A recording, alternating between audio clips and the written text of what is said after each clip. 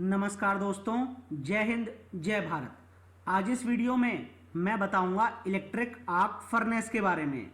Hair electric arc is produced between the electrodes. This electric arc is used for melting the metal.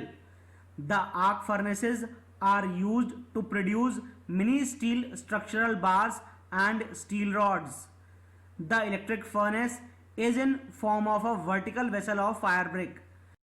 There are mainly two types of electric furnaces. First one is alternating current operated electric furnace and the second one is direct current operated electric furnace. यानी कि electric arc furnace में electric arc दो electrodes के बीच में produce होता है और ये इलेक्ट्रिक आर्क रिस्पॉन्सिबल होता है मेटल को पिघलने के लिए। नॉर्मली इलेक्ट्रिक आर्क फर्नेस का इस्तेमाल स्टील के स्ट्रक्चरल बार्स को या स्टील की रॉड्स बनाने के लिए किया जाता है। इलेक्ट्रिक आर्क फर्नेस एक खड़ी फायर ब्रिक का वेसल होता है। बेसिकली इलेक्ट्रिक फर्नेसेस दो टाइप की होती हैं। पहली alternating current operated electric furnace और दूसरी direct current operated electric furnace. यानी पहली वो जो ऑल्टरनेटिंग करंट पे काम करती हैं और दूसरी डायरेक्ट करंट पे जो काम करती हैं। डायग्रामेटिकली देखा जाए तो ये AC operated electric arc furnace है और ये DC operated electrical arc furnace है। Main parts of electric furnace के बारे में अगर बात की जाए तो first most important part is roof. The roof consists of three holes through which the electrodes are inserted. The roof is made up of alumina and magnesite chromite bricks. यानी सबसे पहला पार्ट है ये रूफ। रूफ में तीन holes होते हैं जिनमें इलेक्ट्रोड्स को डाला जाता है। रूफ एल्यूमिना और मैग्नेसाइट क्रोमाइट ब्रिक्स की बनी होती है। Next part is hearth. Hearth is the lower part of a furnace from where molten metal is collected. The hearth includes metal and slag. The tilting mechanism is used to pour the metal that is molten to the cradle by shifting the furnace. यानी कि इस नीचे वाले part को hearth बोलते हैं।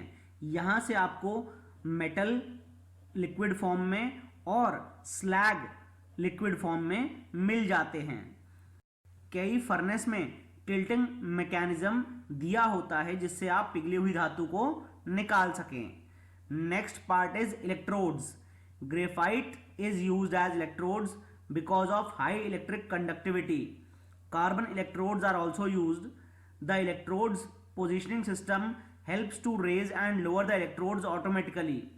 The electrodes get highly oxidized when the current density is high. In AC electric furnace, इलेक्ट्रोड्स आर 3 in number. These are round in section. यानी इलेक्ट्रोड्स कार्बन के बने होते हैं। मेनली ग्रेफाइट का इस्तेमाल किया जाता है इलेक्ट्रोड्स के लिए क्योंकि ग्रेफाइट की इलेक्ट्रिक कंडक्टिविटी हाई होती है। इलेक्ट्रोड्स पोजिशनिंग सिस्टम, इलेक्ट्रोड्स कितने अंदर डालने हैं कितने उठाने हैं वो कंट्रोल करते हैं।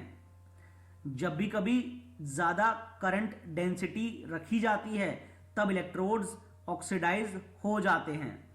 एसी इलेक्ट्रिक आर्क फर्नेस में 3 इलेक्ट्रोड्स का इस्तेमाल किया जाता है और ये तीनों इलेक्ट्रोड्स राउंड शेप के होते हैं। Next part is side walls. ये जो साइड में वॉल्स हैं ये साइड वॉल्स होती हैं और ये रिफ्रैक्टरी मटेरियल की बनी होती हैं। एसी इलेक्ट्रिक आर्क फर्नेस और डीसी इलेक्ट्रिक आर्क फर्नेस में अंतर केवल ये है कि यहाँ पर ऑल्टरनेटिंग करंट का इस्तेमाल होता है और यहाँ पर डायरेक्ट करंट का इस्तेमाल होता है। यहाँ पर 3 इलेक्ट्रोड्स का इस्तेमाल होता है और यहाँ पर 1 इलेक्ट्रोड का इस्तेमाल होता है। अब अगर बात की जाए इलेक्ट्रिक आर्क फर्नेस के वर्किंग की तो पहला स्टेप आता है charging the electrode. The heavy and light scrap in the large basket is preheated with the help of exhaust gas. For speeding up the slag formation, burnt lime and spar are added to it. The charging of furnace takes place by swinging the roof of the furnace as per requirement the hot metal charging also takes place. यानी पहली step है electrodes को charge करना। सबसे पहले भारी और हल्का स्क्रैप जो कि बड़ी बास्केट में होते हैं उन्हें प्रीहीट किया जाता है एग्जॉस्ट गैसेस द्वारा। स्लैग के फॉर्मेशन को बढ़ाने के लिए लाइम और स्पार्क को जलाया जाता है और ऐड किया जाता है। फर्नेस की चार्जिंग रूफ को हिलाकर की जाती है। रिक्वायरमेंट के हिसाब से गर्म धातु को भी चार्ज किया जाता है। Next step is melting down period या फिर melting the metal. The electrodes are moved down to the scrap in this period. Then the arc is produced between the electrode and metal. By considering the protection aspect, low voltage is selected for this. After the arc is shielded by electrodes, the voltage is increased for speeding up the melting process. In this process, carbon, silicon and manganese get oxidized. The lower current is required for large arc production. The heat loss is also less in this. Melting down process can be fastened by deep bathing of electrodes. यानी कि अगली step आती है धातु को पिघलाना। यहां पर electrodes को स्क्रैप में अंदर डाल दिया जाता है। उसके बाद इलेक्ट्रोड और मेटल में आर्क उत्पन्न होता है। प्रोटेक्शन की वजह से शुरुआत में लो वोल्टेज रखी जाती है। एक बार जब आर्क शील्ड हो जाता है उसके बाद वोल्टेज को बढ़ाया जाता है जिससे मेल्टिंग प्रोसेस स्पीड अप हो जाए। इस प्रोसेस में कार्बन, सिलिकॉन और मैंगनीज ऑक्सीडाइज हो जाते हैं और कम करंट रिक्वायर्ड होता है बड़े आर्क के प्रोडक्शन के लिए। हीट लॉस भी कम होता है और धातु के पिघलने का प्रोसेस को फास्ट करने के लिए इलेक्ट्रोड्स को ज्यादा अंदर डाला जाता है। Next step is refining. Refining process starts during melting. The removal of sulphur is not essential for single oxidising slag practice.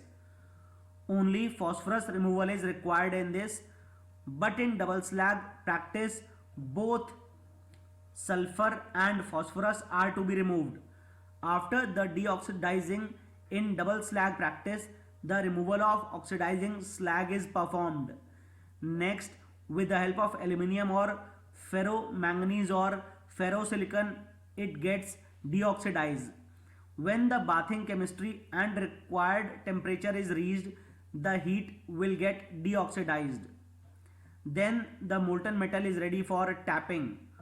For the cooling of the furnace, tubular pressure panels or hollow annulus spraying can be used. यानी जो last step है that is refining of the molten metal. Single oxidising slag practice के लिए sulphur का removal important नहीं है, उसके लिए केवल फॉस्फोरस का रिमूवल इंपॉर्टेंट है। लेकिन डबल स्लैग प्रैक्टिस में सल्फर और फॉस्फोरस दोनों को रिमूव करना पड़ता है। डीऑक्सीडाइजिंग के बाद डबल स्लैग प्रैक्टिस में ऑक्सीडाइजिंग स्लैग को रिमूव किया जाता है। इसके लिए एल्यूमिनियम या फेरोमैंगनीज या फेरोसिलिकन का इस्तेमाल किया जाता है। जब मोल्टन मेटल साफ हो जाता है उसके बाद उस मोल्टन मेटल को निकाला जा सकता है। फर्नेस की कूलिंग के लिए ट्यूबुलर प्रेशर पैनल्स या फिर हॉलो एनुलस स्प्रेइंग का इस्तेमाल किया जाता है। आज इस वीडियो में बस इतना ही। जय हिंद, जय भारत।